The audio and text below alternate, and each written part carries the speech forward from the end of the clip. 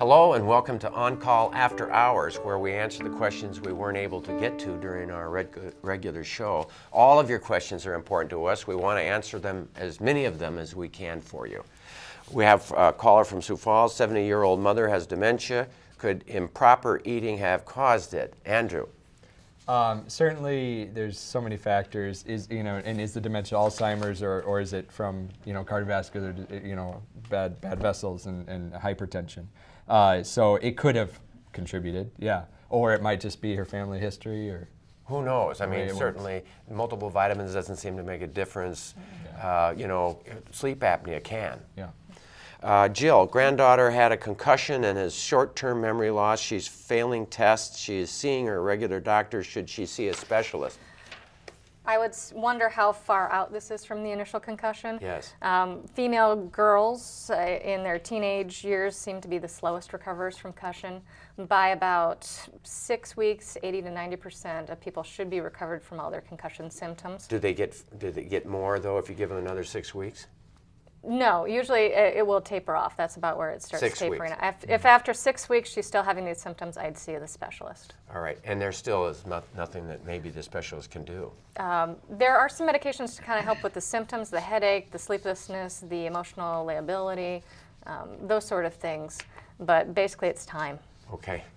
Mitchell, here's a question from Huron, South Dakota. Is fat intake good for the brain?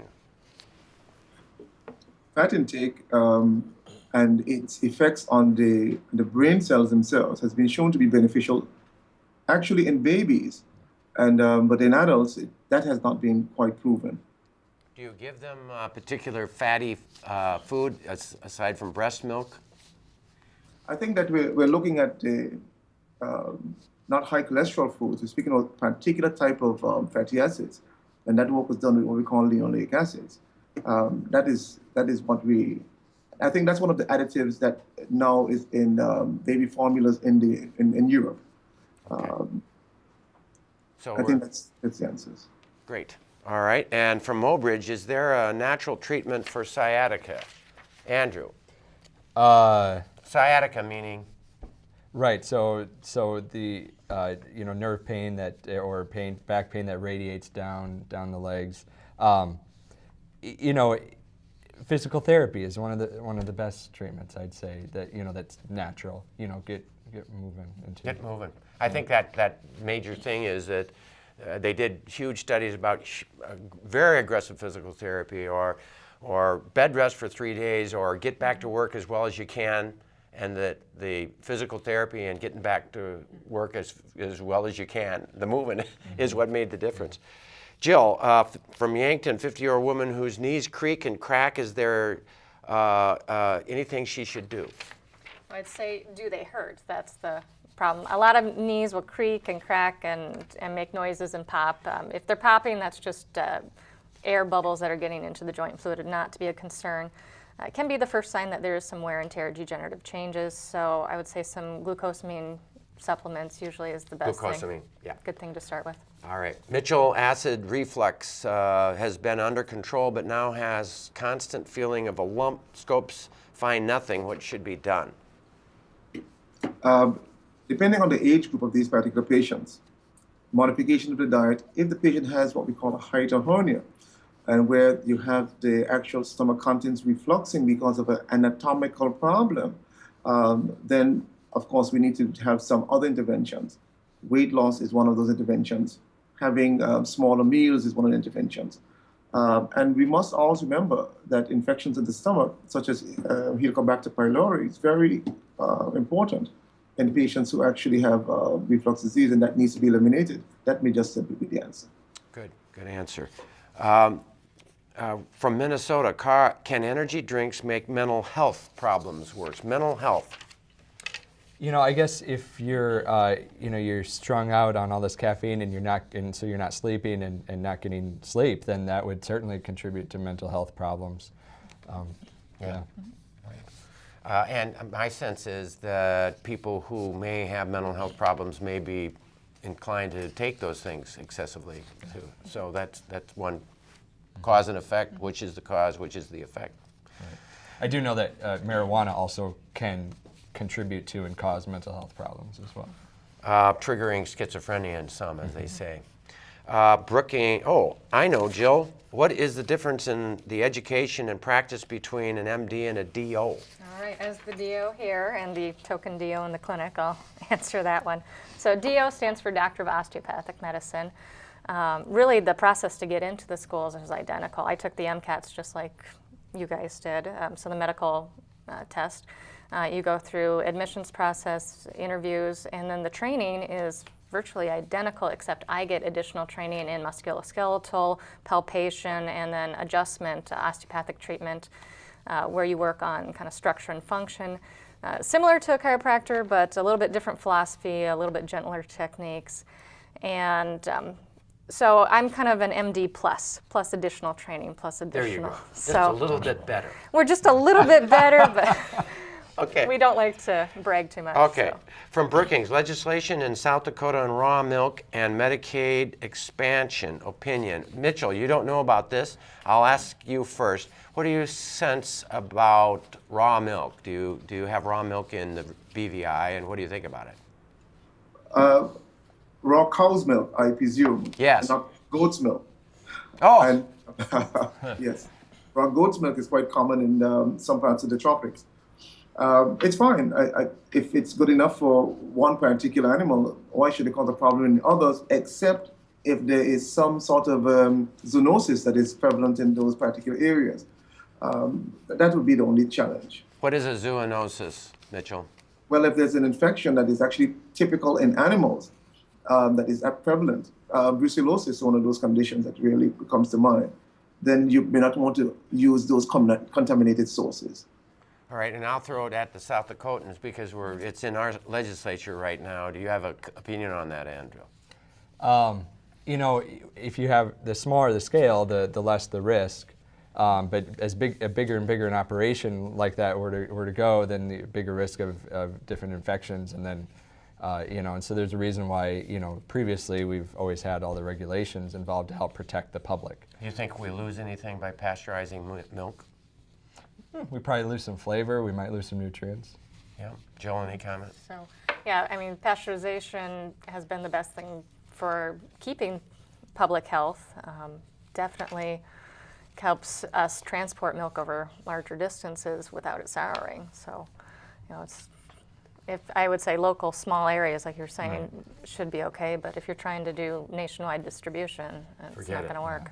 No. And what advantage except maybe taste? Yeah. So here is a question from the internet. Is it true that when one substantially cuts calories when trying to lose weight, the body interprets that as a relative starvation? Metabolism slows down to try to preserve energy. If so, what's a better reducing diet plan? More exercise, less drastic calorie cut? Mitchell? I think that what we need to have is actually the types of foods. Refined foods are not the preferential foods to put into the system, what we call high glycemic index foods. So I think one of my colleagues from Canada mentioned to me one of their sayings: if it is white and fluffy, it will make you puffy.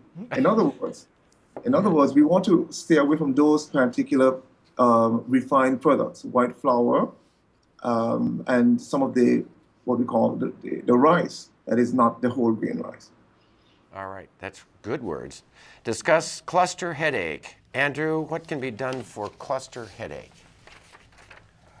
And jump in, anybody. Yeah, I mean, there's medications. I'll even defer to my DO friend who could do an adjustment for him. Yeah, there's definitely some adjustments if it's more of a tension type headache where it's the muscles in the back. You can definitely do treatments to help with that. The cluster type headache where it feels like you're getting stabbed by an ice pick in the eye, that usually responds really well just to oxygen. So having them breathe through an oxygen mask for 5 to 10 minutes can make it go away. I do know that there's a lot of opinions about it, and there's probably a lot of different causes for these. But sometimes these are the worst headaches in the world. People have committed suicide because they get them, and they know it's going to happen again, and it's going to happen again. And neurologic medicines, the gabapentin, Lyrica kinds of things can help. Mitchell, you have any thoughts on that?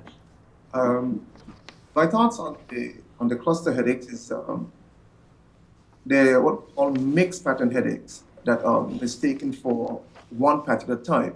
as we say, migraine manifesting as tension, migraine manifesting as cluster, because migraine is still, in fact, the most common diagnosis for headaches that we have, we're seeing in practice, and the literature does bear fruit to the same things. All right, and one last question. It's I'll throw to all three of you, and then we'll be done. And the question is: any knowledge of new treatment for pancreatic cancer? That's a tough one because it's a solid tissue tumor. Our treatments have been sorely inadequate through the ages, and I think we're still probably there. The most important thing is if you can catch it early, you can surgically remove it. Yeah, don't ignore your symptoms. You know, pain or whatever, abdominal pain or fatigue, whatever. Get evaluated. Jill, any comment? Yeah, actually pancreatic cancer is one of the things that led me into medicine. My next door neighbor was diagnosed with it and 3 months later passed away, and I was really young. I was like 4 or 5 years old, and back then kids weren't allowed in the hospital, so my parents kind of snuck me past the nurse's station so I could go say goodbye to my neighbor. So after that I swore I was going to become a doctor so I could help people and help prevent this sort of thing because I saw her suffering. Yes, and what we can do sometimes is really help with the suffering, but not so much stop that cancer. I'm not aware of any really powerful new treatment. Mitchell, any comments about pancreatic cancer? I think one of my very good friends is currently experiencing some of the hardships of pancreatic cancer. Came to me with painless jaundice. And luckily, I think what has been tried so far has really borne some fruit, which is actually radiation therapy, targeted radiation therapy to shrink the tumor as much as we can, stenting to alleviate symptomology. And I think we just had the Whipple done last week, so we're hoping for the best. I must say pancreatic cancer is one of the real dark demons in terms of cancers. Dark demon. And we still do not have a real good handle on it. And then luckily, the tumor was early enough that we could actually still successfully do a Whipple after this radiation. Wow. Mitchell, I want to thank you so much for joining us. And I would thank the two of you as well. So much to have you here and on our show and also to be able to answer these questions afterwards. And thank you for joining us on our website. We appreciate all your questions, the opportunity to answer them. And make sure you join us next week on South Dakota Public Television at 7 p.m. Central or 6 p.m. Mountain, and call in or email your question. Until next time, stay healthy out there, people.